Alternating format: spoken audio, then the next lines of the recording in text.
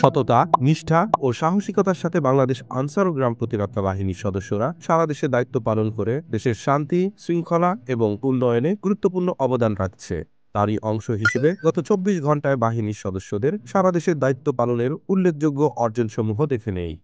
কক্সবাজার জেলা জাতীয় ভোক্তা অধিকার সংরক্ষণ অধিদপ্তরের অধীনে আনসার ব্যাটালিয়ন সদস্যদের অংশগ্রহণে পরিচালিত মোবাইল কোর্ট অভিযানে দুটি ব্যবসা প্রতিষ্ঠানকে ১৫,০০০ টাকা জরিমানা করা হয়।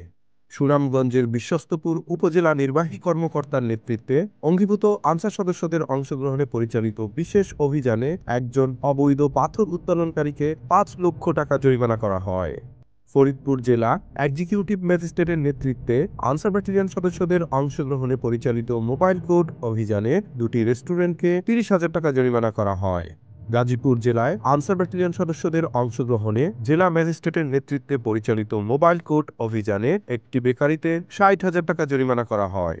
ঢাকা মেডিকেল কলেজ হাসপাতালে মোবাইল চোর আটক করে পুলিশের নিকট হস্তান্তর করে হাসপাতালের নিরাপত্তায় নিয়োজিত অঙ্গীভূত আনসার সদস্যরা।